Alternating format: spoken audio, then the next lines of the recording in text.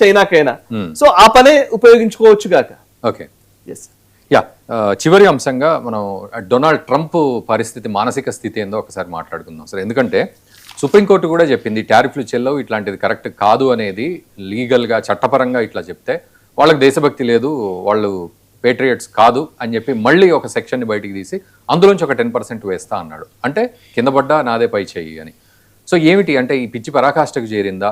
మన భారతదేశం కూడా దీన్ని ఎట్లా రిటాలియేట్ చేస్తూ వస్తోంది? అండ్ ఏమిటి ఈ సిచ్యువేషన్ని ఎట్లా అర్థం చేసుకోవాలి? డొనాల్డ్ ట్రంప్ ఆయన రెండోసారి అధ్యక్ష బాధ్యతలు స్వీకరించిన తర్వాత నిజంగా చెప్పాలంటే ఫెయిల్యూర్.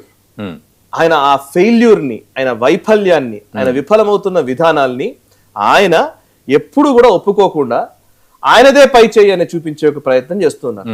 ఆయన ప్రతిసారి ఆయన చతికిల పడుతూనే ఉన్నారు. ఓకే, నిజంగా మాట్లాడితే డొనాల్డ్ ట్రంప్ మొదటి టర్మ్ వేరు, రెండో టర్మ్ వేరు. మొదటి టర్మ్ లో ఆయనకి నిజానికి విషయం అర్థమయ్యి ఎలాంటి వ్యవహారాలు చేయాలి అనుకునే టైంలో ఆయనకు అప్పుడు నిజంగా చెప్పాలంటే చైనా, ఆయన దృష్టిలో చైనా నిజానికి కోవిడ్ కి కారణమే చైనా అని చెప్పినటువంటి వ్యక్తి డొనాల్డ్ ట్రంప్ అప్పుడు. సో ఇప్పుడు రెండో టర్మ్ లోకి వచ్చేసరికి ఆయన చైనా మీద కంటే కూడా చైనా నేను చేయలేమన్నది అర్థమైపోయింది ఆయనకి. సో ఆయన చేస్తున్న పనంతా ఏంటంటే ఇప్పుడు నేనే నా లెగసీ అంటే డొనాల్డ్ ట్రంప్ అనే ఒక వ్యక్తిగత లెగసీ మీద ఆయన దృష్టి సారించినట్టుగా అర్థమవుతోంది. సో వ్యక్తిగతంగా డొనాల్డ్ ట్రంప్ అనే వ్యక్తే చాలా ఇంపార్టెంట్. అమెరికాని ఉద్ధరించే వ్యక్తి డొనాల్డ్ ట్రంప్, అమెరికాని కాపాడేది Donald Trump. Make America great again అనే ఒక ఏదైతే నినాదం ఉందో, అమెరికాని గ్రేట్ చేయడం పక్కన పెడితే అమెరికా ఈ రోజు ఉన్న పరిస్థితుల్లో కూడా ఉంచకుండా అధపాతాళానికి తీసుకెళ్లడంలో డొనాల్డ్ ట్రంప్ చాలా బాగా పనిచేస్తున్నాడు. దాంట్లో డౌటే అక్కర్లేదు. ఎందుకంటే ఈ టారిఫ్ల మీద పడ్డాడు ఆయన.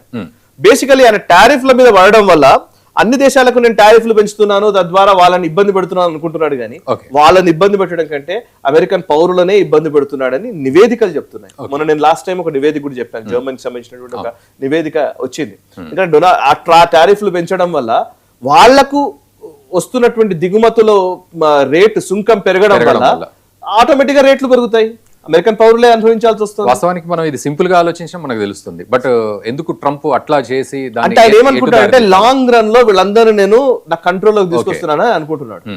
ఓకే, సో అది జరగట్లే, ఎవరు మాట వినట్లే. ఆయన ఎక్కడ ఏది చేయాలన్నా మాట వినట్లే. ఇప్పుడు లైక్ ఇరాన్ విషయంలో కూడా గొడవ, ఇరాన్ విషయంలో ఆయన ఇప్పుడు ఈ టారిఫ్ల విషయంలో సరే ఫస్ట్ మనం సుప్రీంకోర్టు మాట్లాడి తర్వాత ఇరాన్కి వస్తాను. సుప్రీంకోర్టు సంబంధించి సుప్రీంకోర్టు 6-3 వర్డిక్ట్ అంటే 6 న్యాయమూర్తులు ఈ టారిఫ్లు ఉండకూడదని స్ట్రైక్ డౌన్ చేశారు. 3 అనుకూలంగా ఉన్నారు. నిజంగా 9 అన్నప్పుడు 6-3 అనేది చాలా పెద్ద number. 5-4 is okay, but 6-3 okay. But అయినప్పటికీ డొనాల్డ్ ట్రంప్ ఏం చెప్తున్నారంటే వీళ్ళందరూ ఫూల్స్, అసలు వీళ్ళందరూ అమెరికాకి నష్టం చేసేవాళ్ళు, వీళ్ళు అసలు దేశభక్తే లేదు అని ఆయన స్టేట్మెంట్లు ఇచ్చేస్తున్నాడు. అది కాక ఒక స్టేట్మెంట్ ఇచ్చాడు ఆయన. దీన్ని ఏం చేస్తున్నాడు అంటే ఒక సెక్షన్ కింద మీరు ఆపే ప్రయత్నం చేశారు, నేను ఇంకో సెక్షన్ తీసుకొస్తానని ఏదో వేరే సెక్షన్ తీసుకొచ్చి ఆ సెక్షన్ ద్వారా 15% టారిఫ్ చేస్తున్నానని చెప్పేసి ట్రూత్ సోషల్ లో పోస్ట్ చేశాడు. ఆయన సోషల్ మీడియా మాధ్యమంలో పోస్ట్ చేసి ఏమంటాడు, బివేర్ బయ్యర్ స్టేట్మెంట్, మీరు జాగ్రత్తగా ఉండండి కొనేవాళ్ళు జాగ్రత్త అని చెప్పేసి ఎవరినో హెచ్చరిక ధోరణితో ఒక పోస్ట్ చేయడం. సో ఇదంతా ఏంటంటే మేకపోతు గాంభీర్యం అనాలా, లేకపోతే ఒక మ్యావరిక్ నేచర్ అనాలా, లేకపోతే నిజంగా చెప్పాలంటే సేమ్ అమెరికన్ రేసిస్ట్ భావజాలం అనాలా తెలియదు. కానీ మీరు అన్నారు మ్యావరిక్ నేచర్ అని, బట్ అది వాళ్లకు కష్టమే అండ్ ఇతర దేశాలకు కష్టమే అవుతుంది కదా, ఇది ఎటు దారి తీస్తుంది మరి? అదే ఇప్పుడు అందుకే ఇప్పుడు డొనాల్డ్ ట్రంప్ ని ఏం చెప్పాలో కూడా అర్థం కావట్లేదు ఎవరికి. సో అందుకే యూరోపియన్ దేశాలు ఆల్రెడీ అమెరికాతో మనం ఉంటే సరిపోదని చెప్పేసి వాళ్ళు ఫిక్స్ అయిపోయారు.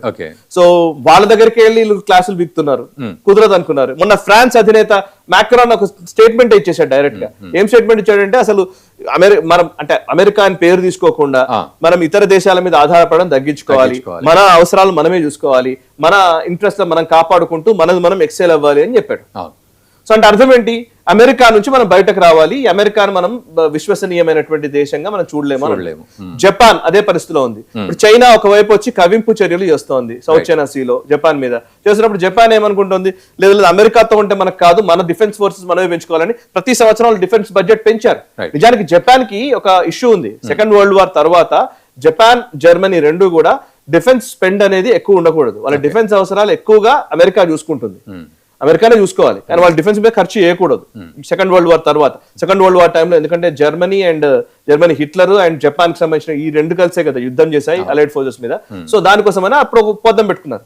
ఈ మధ్య కాలంలో ఏం చేస్తారంటే జపాన్ కూడా భయం మొదలైంది, ఇప్పుడు చైనా ఇప్పుడు ఏం చేస్తుందో తెలియదు. సో మనం పెంచుకోవాలని చెప్పేసి వాళ్ళు టెక్నాలజీ పెంచుకుంటున్నారు. వాళ్ళు డిఫెన్స్ మీద ఇప్పటివరకు దృష్టి పెట్టలే, ఇప్పుడు డిఫెన్స్ మీద దృష్టి పెట్టారు పూర్తిగా. సో అమెరికా నుంచి బయటకు వచ్చేసారు. వాళ్లకు చాలా అత్యంత సన్నిహితమైనటువంటి దేశం కెనడా. ఇప్పుడు కెనడా కూడా అంతే.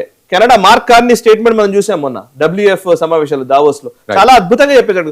అసలు అమెరికాతో మనం పొత్తులో ఉండడం వల్లనే చాలా సమస్య అన్నట్టుగా ఆయన మాట్లాడేశాడు. అండ్ ఇప్పుడు ఆయన భారత్ కు రాబోతున్నాడు. సో ఇప్పుడు అమెరికాతో ద్వేషంతో ఉన్నటువంటి అన్ని దేశాలు, అమెరికా ఉక్కు కౌగిలిని అర్థం చేసుకున్నటువంటి అన్ని దేశాలు వాళ్ళ క్రమంగా ఆల్టర్నేట్స్ ని చూసుకుంటున్నాయి, ప్రత్యామ్నాయాల వైపు వెళుతున్నాయి. ఆ ప్రత్యామ్నాయాల లిస్ట్ లో మొదటి వరుసలో ఉంది భారతదేశం. సో భారతదేశం వైపు వస్తుంది. యూరోపియన్ యూనియన్ భారత్ తోనే ఒప్పందం చేసుకుంది, UK భారత్ తోనే ఒప్పందం చేసుకుంది. ఇప్పుడు కెనడా కూడా మార్క్ కార్నీ ఇక్కడికి వస్తున్నాడు, ఆయన ఒప్పందం చేసుకోబోతున్నాడు.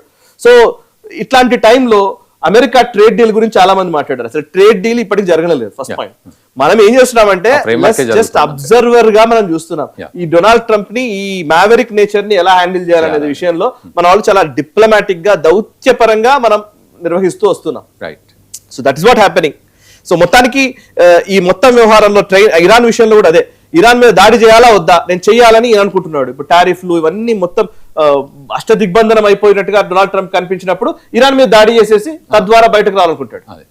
దీనికి పెంటగాన్ వద్దంటోంది, అమెరికా యూరోపియన్ యూనియన్ వద్దంటోంది, దాడి చేయకూడదని ఏ దేశం ఒప్పుకోవట్లేదు. సో ఇట్లాంటి టైంలోకి డొనాల్డ్ ట్రంప్ మ్యావరిక్ నేచర్ ఎటుపోతుందో, ఎటు దారితీస్తుందో, let's wait and see. Thank you very much Sai Krishna garu, thank you very much. Thank you. So అదే విషయం, మొత్తానికి ఈ 4 అంశాలపై మీరు ఖచ్చితంగా కామెంట్ చేయండి అండ్ దయచేసి వీడియోని మన మిత్రులకు కూడా